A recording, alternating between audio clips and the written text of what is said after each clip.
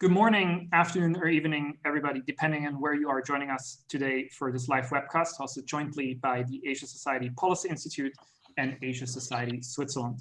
My name is Nico Singer. I'm the co-executive director of Asia Society Switzerland, coming to you live today from Zurich. We're very glad that you're with us today. We have over 90 people joining on this call, dialing from almost every time zone there is on the planet. And we do hope that wherever you are, you and your loved ones are safe and healthy. There's a lot to discuss today and limited time, so I'll keep this very, very brief. As has become tradition, I just wanted to point out to two upcoming programs from Asia Society this week, and I will share my screen very briefly for this. So as it happens, both upcoming programs are on Thursday, and they both have a South Asia focus. First up in New York from the Asia Society Policy Institute, a webcast on the consequences of the coronavirus for South Asia, including Ravi Agrawal, the managing editor of Foreign Policy, and Mehmal Sarfraz, the Pakistan correspondent of The Hindu. And at 4 p.m. Switzerland time on the same day, we are doing a webcast on the China-India relationship with Samir Saran, director of the Indian think tank ORF, and Tanvi Madan of Brookings Institute. And as you can already tell from the slides, yes, they are exactly at the same time, both of them. So you can't watch them live both, but you can watch one live and then the recording of the other one, and you can compare how we did. Before we start today's conversation, I want to remind you, if you're dialing in on Zoom, you have the ability to ask questions using the Q&A function on the bottom of your screen, and this will show up on the moderator screen, and then she can use your questions. And also thank you to those of you who've already submitted questions beforehand. We have them all on a list, and we appreciate you sending them in. With that, let's jump into today's conversation, which is about the economic impact of coronavirus on China, Asia, and the world. And for that, I will turn over the conversation to Eunice Zehnder-Lai, board member at Asia Society Switzerland, as well as board member of Julius Baer and DKSH. She will moderate today's conversation and also introduce both our speakers. And with that, Eunice, the virtual floor is yours. Let me first introduce Dan Rosen. Dan is the founding partner of Rhodium Group, which is an independent research provider that combines economic data with policy insight. Dan has 28 years of professional experience analyzing China's economy. And aside from Rhodium, he is also a member of the Council on Foreign Relations and a board member of the National Committee on US-China Relations. The Honorable Kevin Rudd does not need much further introduction. As many of you may know, Kevin served as the 26th Prime Minister of Australia between 2007 and 2010, and again in 2013, and as Foreign Minister between 2010 and 2012. He's a leading international authority on China, began his career as a China scholar, and served as an Australian diplomat in Beijing before entering Australian politics. Kevin joined the Asia Society Policy Institute in its inaugural president in 2015. So let me pass over to Dan Rosen to give us a snapshot of where the China economy stands today. Yes, thank you so much. And Kevin, it's great to be with you again here this morning so that we have a good reason to put on our jackets. Days. It feels like a special day. I'm going to share my screen here if I can, and so that I can talk you through a few slides. Kevin, you can be my designated nodder if you will. Can you see that? I think it's too. Okay, great. So I'm just going to touch on a few points here at the top, just pretty quickly, as to the state of things in China. Everything is so fast moving right now, and data like this is always in the rearview mirror. But this is something we call the China Activity Tracker. And to get around misgivings about some data in China, the price levels that are used, and inflation deflator, we look just at volumes of products that are produced rather than values. Volumes are a little less prone to smoothing, shall we say. And so you see a broad selection of different products here, from infrastructure related to property, transportation, consumer, et cetera. And the just extraordinary event of January, February 2020. Already 2018 and 2019 had been a very tough sailing for the Chinese economy as it worked through a period of transition, really, toward a future that it had to be figured out. But we've really seen, the steepest downturn in modern Chinese history since 1978. And these numbers that go through the end of February are pretty similar picture actually in March. We have purchasing managers indices data for March that suggested that the levels of activity were only about 0 to 2% better in March than things had been in February. So not really that much recovery thus far. I'm going to show you a couple more detailed looks at different aspects of this in a second. But let me also point out that this week, starting today and then Friday, we'll get more complete first quarter data reported from China. So you'll notice that the commentary, it seems to be going into high gear later this week and telling you how the Chinese economy is doing based on the official numbers. This is the point in the annual cycle where we get those first quarter reports. And so look for that from this weekend. I think they'll probably tell, a slightly better than expected story, because that's the story that the leadership wants to tell. It would be not credible to say that everything is coming up roses right now. But just a little bit of good news goes a long way in the environment that we're in. But that said, not all is well, I would say, yet in the Chinese economy.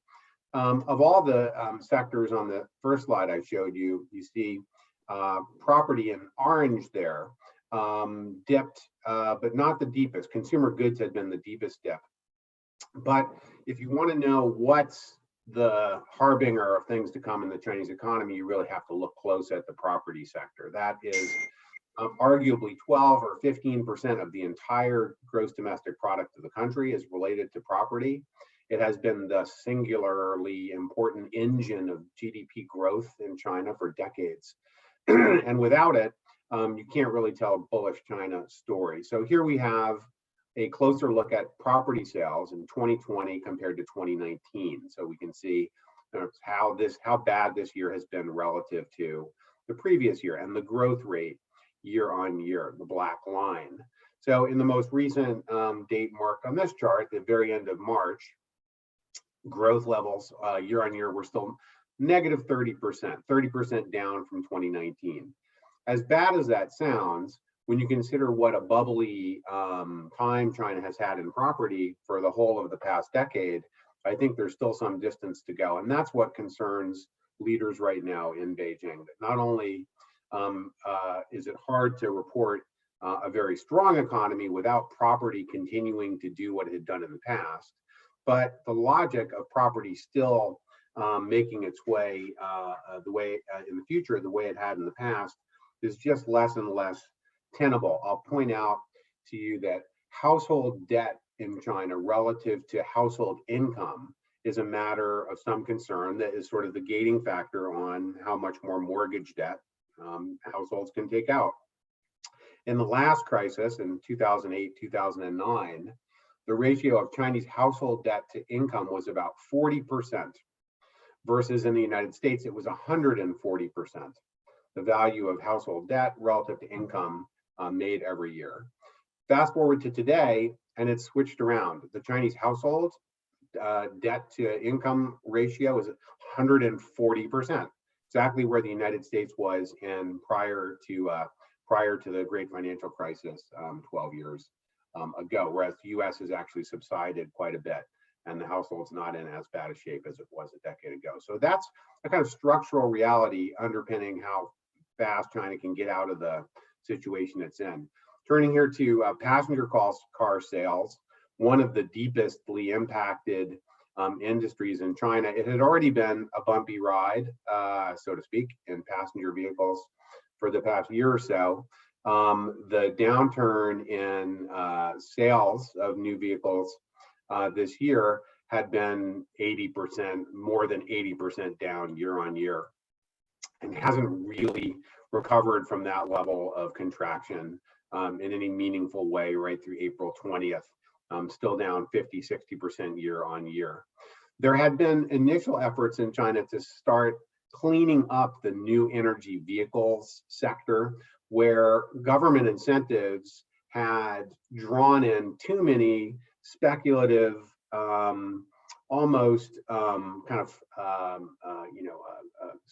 speculative new energy vehicle manufacturers. Over the past couple of years, there were 200 or 300 of them, just a crazy number for any scale potential for the future.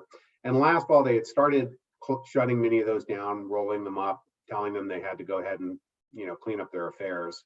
And that campaign of cleaning up new energy vehicles has been softened now in order not to put more cold water on an already dark economic situation. A few industries have bounced back a little bit more. Polypropylene capacity utilization. This is how much the factories that make woven and non-woven synthetic fibers out of an oil feedstock to make plastic products have come back to normal levels of activity. Well, we're not fully back to previous year levels of capacity utilization in the sector, but compared to the picture you just saw in property and autos, these factories producing plastic outputs, as you can see, have come back quite a bit. They tend to be this sector tends to be dominated by larger state-owned enterprises that are not that labor intensive. This industry is mostly big machines processing oil products into spinning out plastic outputs. And some of those are, for example, what goes into making masks. Those are made with synthetic fiber that comes out of this chart right here. And so you see some of these sectors have bounced back a little bit more than others.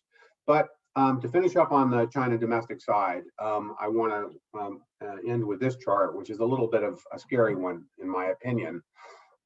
We look back a decade ago to China's ability to stimulate its way out of a crisis. And we're looking here in gray at the interest that needs to be paid on debt on an annualized basis, on a rolling 12-month basis, versus how much nominal GDP growth there is in the economy. So if 2020 over 2019, the economy is 15 trillion instead of 14 trillion US dollars, then we'd say there's $1 trillion of marginal growth. But as this chart suggests, there's going to be 2 trillion, so to speak, of payment just on debt service, not even the principal of debt, because of how much debt has been used as a tool to sustain the desired level of GDP growth, say 6% or what have you in past years. This means that the toolbox that was used to get out of the soup in 2008, 2009, the extraordinary stimulus that China was applauded and acclaimed for, is simply not an option today. China cannot do today what it did a decade ago. There are other stimulative things that China is doing, cutting rates a bit, insisting that state-owned enterprises pay their arrears to smaller private sector companies. That's, well, a kind of stimulus, just telling people in the government to pay their bills. But this will not be like the last war in terms of how this is done. I'll finish up here, and just in a compressed way, touch on a few things on the external side for China. First, the duration of the crisis. This is a proxy, the black line, of how much China's central bank is intervening to support the value of the renminbi against the dollar. Well, the good news is that that spike up on the far right means that they're really putting their shoulder into making sure the renminbi doesn't weaken against the US dollar. And that's kind of good for, being supportive of international conditions and avoiding the fear that, a new Twitter storm is going to add even more anxiety to the international environment. On the other hand, it reminds us that investors still think of China as a developing country, not as an advanced economy. And in a crisis situation, when there's uncertainty, they tend to move away from that country's currency and into currencies like the dollar, which are seen as more of a safe haven. And thus, China needs to lean in and intervene more to keep it from weakening, which is what it's been. If it stops doing that, renminbi is likely to depreciate against dollar very quickly, which would have all sorts of implications. I'm sure the Swiss economy would be very interested and concerned about. Next, and maybe I'll just stop with these two.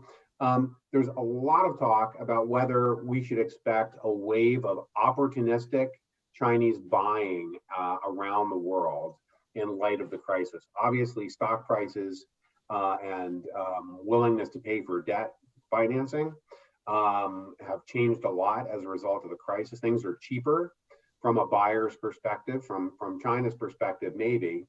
And so there are there's great amount of talk in Europe and in the United States and elsewhere too, about whether Chinese firms are going to come out and snap up a lot of assets. And that's making folks nervous, including in Brussels and in Washington as well. We at Rhodium, we think, and we do, as you know, a lot of work on cross-border direct investment flows, that's a little bit overblown compared to how things are likely to play out. Number one, as I said a second ago, domestic financial conditions in China are pretty dicey, and there's going to be a little bit more conservative mindset in Beijing than we saw in 2010, 11, 12, where every Waldorf Astoria looked like a great asset to acquire. But secondly, there's also been this greatly stepped up screening response, as you see in this chart, done by my colleague Thilo Hanneman and Charlie Vest and a group of graduate students at UCSD out in California, actually putting together this chart looking at historic changes in investment screening regimes just in the past couple of years, not just in the US, but globally, not least in Europe. We've seen a very extensive standing up of new investment screening mechanisms that will probably prevent a kind of fire sale story from unfolding in the year or two ahead. We've already seen, of course, this extraordinary downtick in Chinese outbound direct investments in the United States. Here you see the two-way FDI pattern, US into China and China into US in red. The story is pretty much the same in Europe, a little less pronounced, but pretty close to this pattern as well. So a lot of disruptions. We can look to some amount of recovery out of China, but really things are not going to be a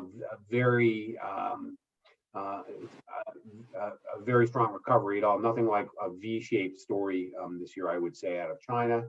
And I'm sure, as Kevin's going to hit, we have a lot of toxic politics in the background that we have to grapple with as well. So Eunice, thanks a lot. I hope that helped for the audience. Thank you very much, Dan. Let me start by asking Kevin the question. After 2 months of lockdown, China has since reopened for business. What are your observations? And given that Europe and the United States are several weeks behind the curve, based on China's experience, what can we expect once we open up? Well, I think the thing to say is that when you say China is bringing to an end its lockdown and bringing back its return to work, I think the bottom line is there's a big caveat around that. Right now in China, if you read carefully what's happening on the ground, there is a genuine and comprehensive concern by the authorities about what's called a second wave effect of the virus itself. As you would have seen in the public reporting, this is largely because of the Chinese authorities' concerns about the importation of the virus from those who have caught it from abroad, primarily their own nationals returning from abroad. And secondly, there is a particular focus in northern China in terms of cross-border traffic with the Russian Federation. And certainly a heightened incidence of the transmission of the virus in provinces like Heilongjiang and Inner Mongolia. And so this has got the Chinese authorities particularly concerned. Therefore, the idea that China has already, as it were, V-shaped its way out of the virus, before we talk about Dan's point just then about V-shaping or U-shaping or flatlining their way out the economic dip, we need to understand that this will always remain a double-barreled analysis. The public health reality precedes the restoration of economic normality. So I would simply add that as a genuine and serious cautionary remark to all of our analysis. I think the second thing to point out is that one of the key barometers for a return to normality in China will be what does the country do with its young people? And that's kids at school, and it means kids at university. And at present, there is no real sign yet of a comprehensive return to school or a comprehensive return to college. And this, therefore, remains for me a very significant barometer as well of a high degree of caution on the part of the authorities. And the final point I would make about some of the data which Dan has reflected in, I think, his excellent series of slides just now, is what happens with the differentiation between the activity we see being directed in China's state-owned sector. For example, some of the basic industrial supplies, which were referred to in the earlier graphs, as opposed to what's going on in the Chinese private sector, where property, for example, remains king, but other forms of retail and the services industry remains king as well. And I think we're going to see quite conflicting data between what's happening in the state-owned enterprise sector and the private sector. And the private sector, remember, represents more than 60% of GDP in China. And therefore, I think we're going to have certainly nothing approaching a V-shaped recovery. At best, it's going to be an uneven U, with the big caveat being this lingering concern about second and even third wave effects into the future. I'll leave my remarks there. Thank you very much, Kevin. As we see around the world, you know, keeping people employed has been a top priority for all the governments. And all the governments around the world has issued large-scale stimulus. And in China's case, in keeping large-scale unemployment out of the way has an even more critical dimension, isn't it? Because maintaining social stability provides legitimacy for the party. But we haven't really seen China apply that much stimulus compared to, for example, the United States or Germany. And Dan had alluded earlier to the fact that China maybe cannot afford it. Could you maybe elaborate a little bit more on that? How much of it is because of the shadow of the financial crisis in 2008, when China spent, I think, 4 trillion renminbi and ended up over leveraged with excess capacity? Yeah, I mean, make no mistake, every opportunity Beijing has had to deploy financial stimulus and loosening up on credit conditions to boost the economy, it has absolutely done that longer than it should have for the past decade. And so of all times, if there were any room left to go to that toolbox, I think we would certainly be seeing it right now. China's inability or insecurity in doing that, for good reason, given that over the past 10 months, we've had 5 bank failures for the first time since the 1990s, right? Including one last week, the Bank of Gansu essentially went into receivership. So we're now at the point where things are starting to come apart at the seams in the banking sector. And that is sufficient sort of Damocles hanging over the PBOC, that they simply cannot use this large stimulus toolbox today the way that was previously used. That's disappointing the world a little bit. They're having to find other ways to surprise us on the upside. And there are great ways available, having to do with reform and opening and making a clear signal that the future for China is going to involve a very compatible, globally market-friendly approach, as Kevin and I talk about all the time when we roll out the dashboard analyses that we do quarterly. Kevin, I'm sure you have thoughts on this as well. Well, I think, Dan, that is absolutely right. constraints which the Chinese government currently face in terms of applying large-scale stimulus of the type that we have seen deployed in Europe, the United Kingdom within Europe, Federal Republic of Germany, the United States, my own country, Australia, is that the stimulus applied by the Chinese back in 2008-9 was, as a percentage of GDP, probably one of the largest in the world. I was Prime Minister at the time. We did a total of 5.8% of GDP, which was big for global financial crisis standards. The Chinese were much closer to 10. And in fact, the Chinese additional demand provided by that stimulus package back then not only kept their own economy at relatively full employment, but helped drag a lot of the global economy back towards recovery, at least in the Asia-Pacific region. Now that, of course, within Chinese politics left a big overhang as those who succeeded Hu Jintao and Wen Jiabao in the leadership, namely Xi Jinping and Li Keqiang, in the very early days of their tenure after 2012-13, spoke about the 10 wasted years of economic reform going back to 2002, 2003.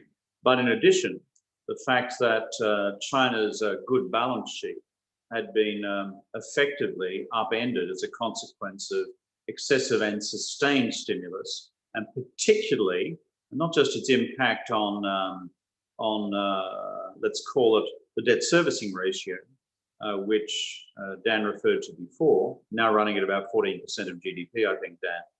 And then on top of that, you also had the fact that you created a whole series of asset bubbles from the property sector in particular, which in turn translated through into a series of problems on the balance sheets of various banks and financial institutions, which have been loaded up with not just property-related debt, but other debt over the last 10-year period. So there are therefore these aggregate constraints: political, because of overreach 10 years ago; substantive, because of the debt servicing ratio, which Dan Rosen just referred to; and also therefore a concern that in the uncertain period ahead, they do not want to repeat a further hit on the balance sheets of banks longer term by creating further unsustainable asset bubbles. So these are the constraints they face. But here's one additional factor which makes this of an order of magnitude more difficult than what China faced a decade or so ago. I think the number is something like this. Trade, that's exports and imports, represents something like about 42% of Chinese GDP. So a large part of China's economic growth is, of course, still trade-driven. Less than it used to be historically, when it was a low-wage, labor-intensive, export-driven economy, almost as an exclusive model. But still, it's a very significant driver of growth. And when you had the Chinese economy hammered by the US-China trade war over the course of 2018-19, then this comes and hits a whole bunch of economies which normally import from China. You have therefore got a new significant drag on China's overall economic recovery as well. So the planners in Beijing, particularly the monetary policy authorities, are now ransacking the policy toolbox in terms of what is going to work most effectively to drag China back to positive growth. Though we didn't talk about this before, Dan, my own judgment based on multiple analyses that I've seen is that the Chinese economy will be very lucky to emerge from 2020 with anything much north of zero growth. But I'd be interested to hear your reflections on that. Yeah, you know, CICC, the best known Chinese investment bank, had previously had a 6.1% 2020 full year GDP projection for China. And about 10 days ago, conceded to reality and reset that at 2.6, I think they said, for the year, including a deeply negative, double-digit negative first quarter, and then they assumed a kind of V-shaped, pretty strong second half of the year. So the debate, really should be between not so much the first quarter, where everyone has acknowledged the depth of the downturn, and that's a very credible and good thing. Credibility is so important in a crisis like this, as you know, having led a nation through one. The question is whether a V is even worth, talking about, and it's not, precisely as the reason Kevin notes, that China's ability to have a V is contingent on the rest of the world's ability to get out of this thing quick. And unfortunately, we've flubbed it in the US. There's absolutely no prospect of an optimal sort of pathway for us through this virus here in New York City. We're in the global epicenter now. And so, we either row together or sink together, I think. Alas, China's not going to have better than a 0% full year 2020, in my opinion, because the world is also looking pretty dark in terms of how we're handling things. Now, even if China were to have a large stimulus, what would it be applied to? So in 2008, a lot of the stimulus went into government projects. They built kilometers and kilometers of high-speed rail, among other things. This time around, how would you use it? Because there's already a supply chain issue, isn't it?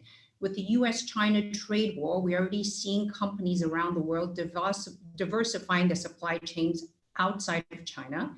And I guess the virus has just accelerated that trend, not so much reducing dependence on China, but bringing supply chain closer to home. There's a lot to talk to you about supply chains, and I think we should spend some time on that. But just in terms of the close-in stimulus question, I mean, from a policymaker perspective, you just want to shovel money out the door to places where it'll get spent and used, and not just used to patch up your balance sheet or your, pay off debt or that sort of thing. And so for all the debt reasons we talked about before, preventing them to do what they did last time, throw money into infrastructure, for example. They're also showing great concern that stimulus money doesn't get used to buy things from foreign providers, unfortunately, right now as well, I would have to say.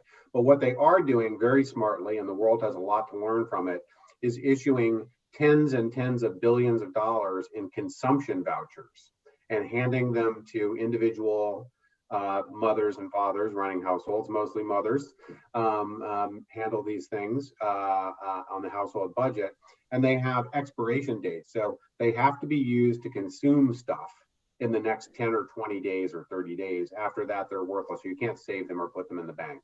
They will create overnight demand for household products anyway, which isn't gonna, carry the property sector through. As we talked about at the top, that's gonna be the train wreck of the second half of 2020, I fear.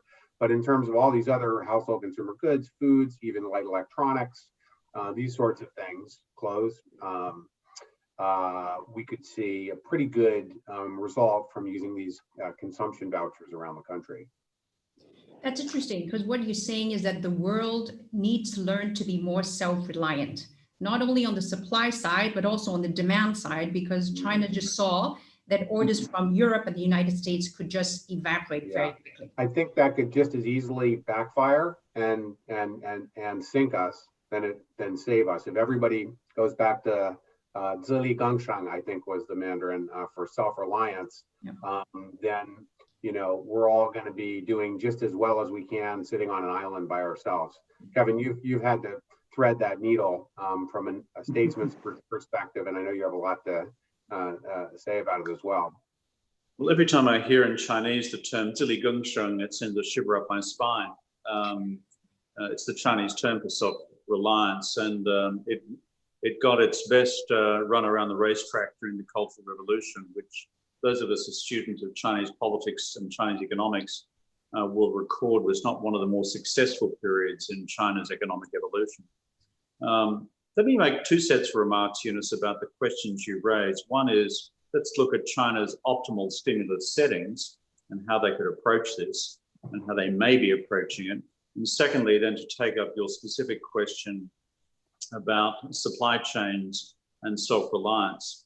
On the first, the Chinese, against the constraints Dan and I spoke about before, which is that there is the overhang from the past, and they will be very reluctant to engineer a stimulus strategy of the same order of magnitude than they did last time, even though the objective economic need this time is considerably larger than what we had last time. So accepting that constraint, what have they done? A, they've tried to lessen the regulatory burden on firms, and you see evidence of that, and some concerns about that, particularly when it comes to carbon-related restrictions and regulatory frameworks. Number two, they've also extended to firms a range of taxation holidays, by which I mean these are postponements of tax burdens, not tax cancellation. Number three, you see a level of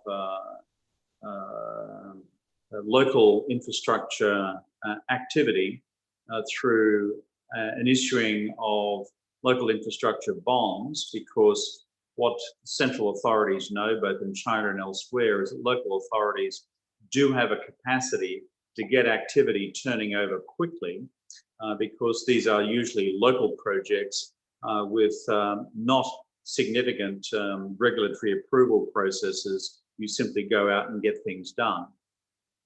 The fourth one is what Dan just spoke about, which is what's called in Chinese consumption or consumer coupons, which are being sent out to people. I hate to say that the Chinese may be following an Australian precedent here, but in the last financial crisis, controversially, as Prime Minister, I took the decision to issue about 3.5% of GDP in direct payments to households. And that was because when we looked at the prospect of the unfolding great global recession of 2008-9, the advice from the Australian Treasury at the time was, if you wish to have any capacity to either avoid a recession or reduce its impact, you had to hit private consumption rapidly and immediately, because it represents, in most OECD economies, north of 60% of GDP. You can play around with construction, and you can play around with capital works by the state. You can play around with the residential housing sector.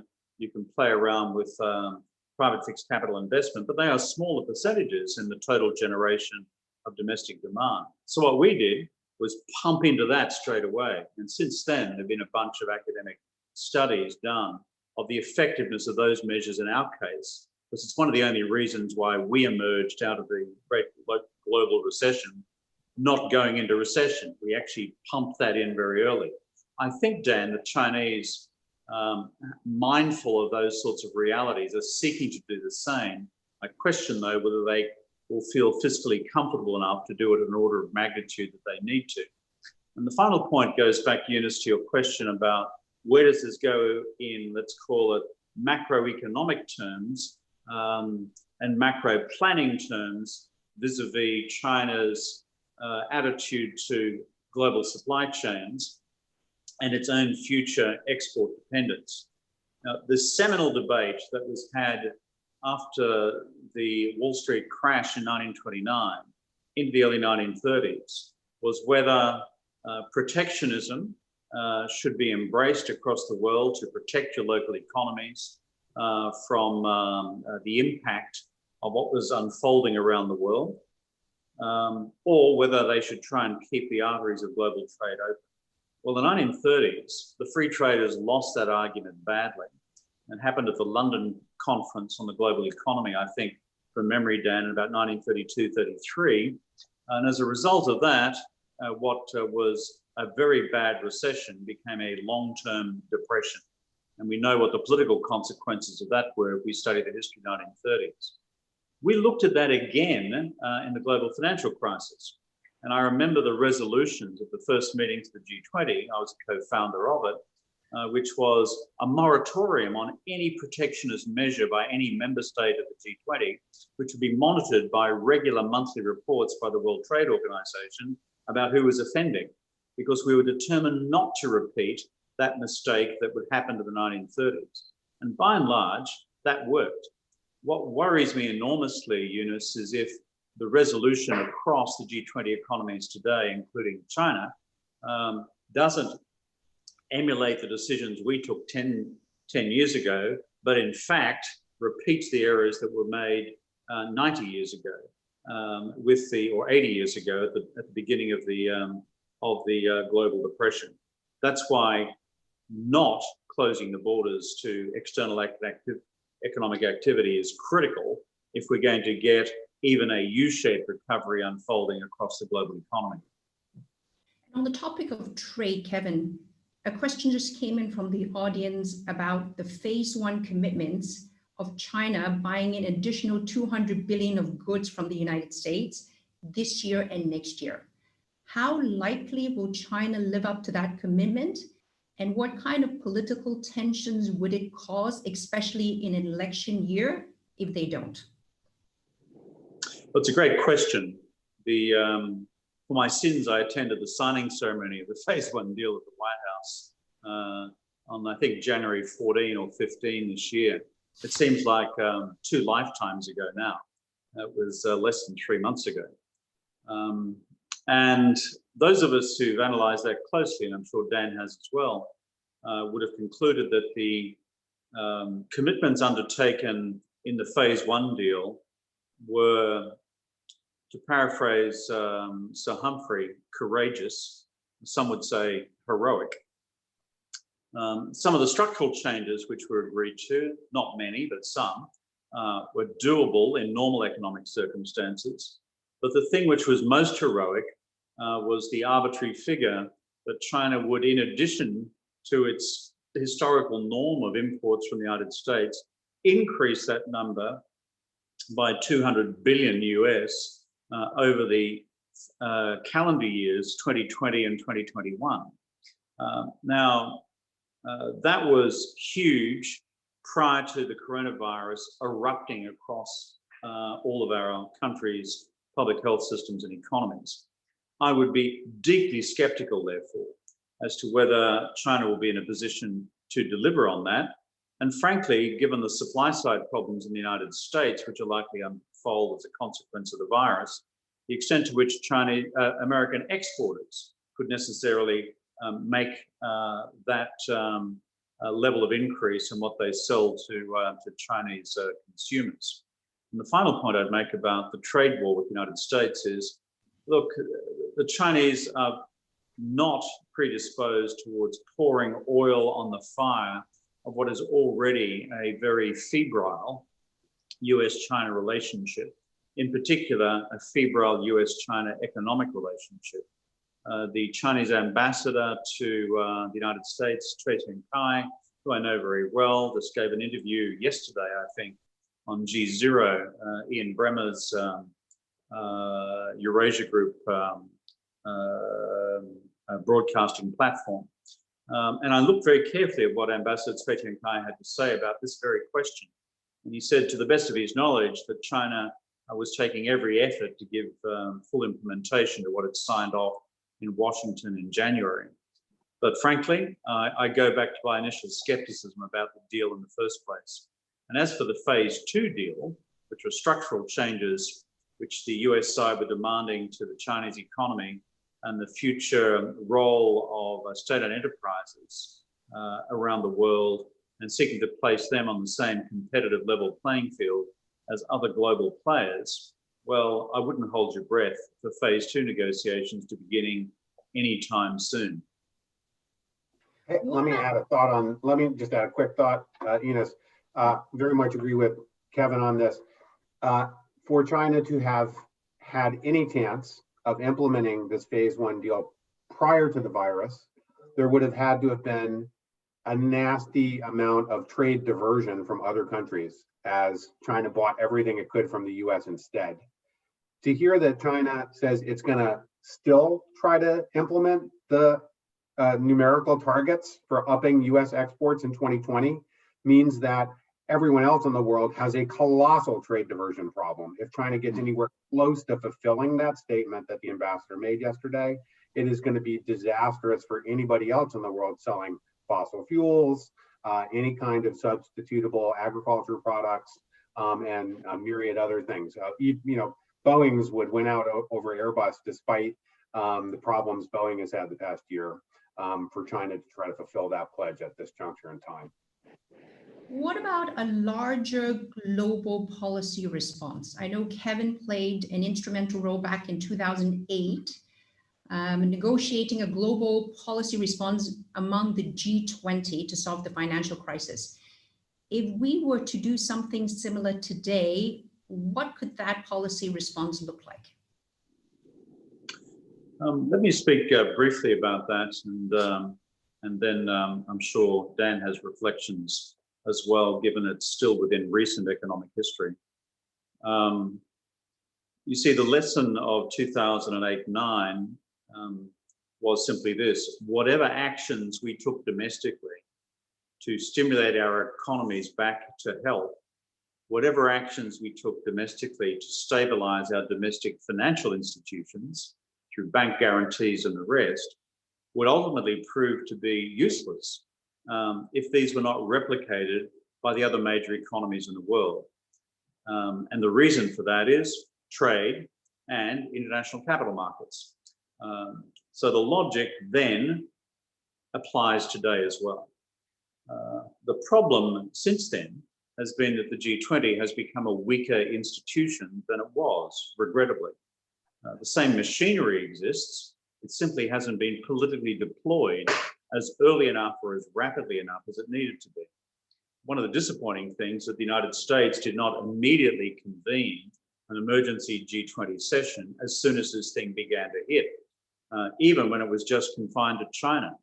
A global compact could have been rapidly agreed on a global public health response, elevating whatever work the World Health Organization was doing at the time, turbocharging with political capital and then financial capital in order to, as it were, contain this thing much more effectively than has proven to be the case.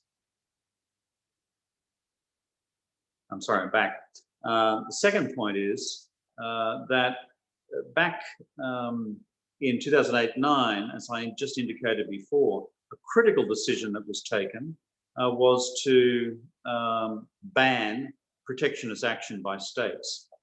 In the G20 virtual summit, eventually convened by Saudi Arabia, not by the United States, only a few weeks ago, no such decision on protectionism has been taken. That's regrettable.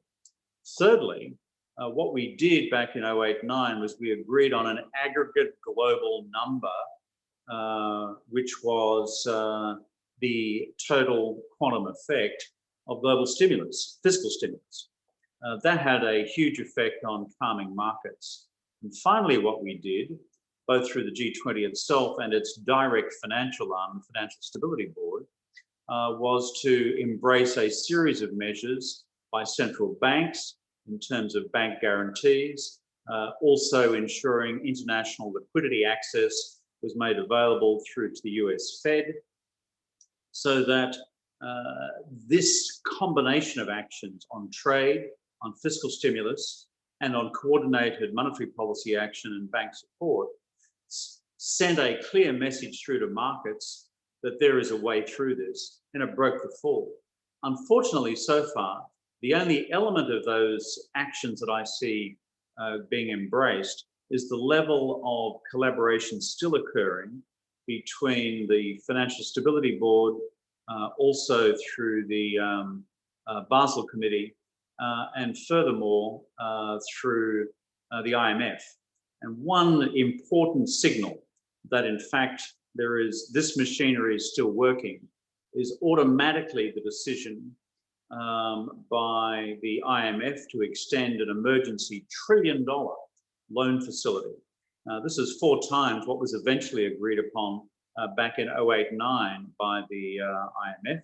And secondly, work now being done by the G20, the FSB, Financial Stability Board, and the Basel Committee, I think, on what will now unfold in terms of a compact on, I won't say sovereign debt forgiveness, but sovereign debt leniency to emerging markets who find themselves in difficulty in terms of standard loan repayments, particularly to sovereign borrowers around the world. That is an important measure right now, so we don't end up with a sort of out of left field sovereign default, which then triggers a broader crisis in the financial system. So far, we've got a public health crisis. So far, we've got a real economy crisis, but we don't want it to actually metastasize into a crisis in the global financial institutions. And in terms of sovereign debt leniency, how is the current situation in China affecting its grand BRI plans? Are they going to be even more lenient with the debt? A question that came in from the audience is, what is happening to China's BRI credits in light of what is happening?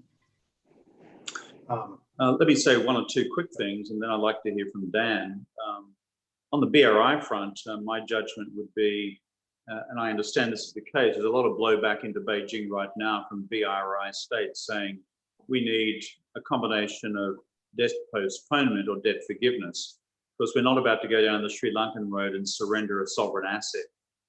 That's the first point. The second is, encouragingly, I understand through the deliberations currently being undertaken through the IMF and the G20 finance ministers, which includes both China and the United States, is that on this broader compact I referred to before about debt forgiveness, debt postponement, debt holidays for any sovereign states running into debt repayment problems, is that China is a constructive part of that negotiating process. And as a consequence, China is not at this stage standing out to one side. So I think that is something we should take some confidence in. A couple more thoughts on the BRI question. A very large share of what China reports as its Belt and Road outlays this year is really just going to be debt renegotiation of necessity. It's really important, as Kevin just pointed out, that China do that as part of the multilateral process, Paris Club preferably, I think, especially concerned with those poorest countries out there that obviously are not in a position to service their massive new debts to China and others under the present circumstances. So that just has to be a demonstration of China's readiness to be a responsible global actor, and I think they'll manage to satisfy expectations in that regard. But that means that this is actually going to be probably more of a pause on China's Belt and Road program growth than it is a year for that to be bolstered. I just don't expect that to happen. It underscores that a big part of what's holding us back from a better global response was that last time around, 2008, 2009, we all still pretty much had confidence that we were going to ultimately work with the same playbook. Everyone was ultimately convergent on the same basic set of OECD, shall we say, advanced economy norms of how you had to organize your economy.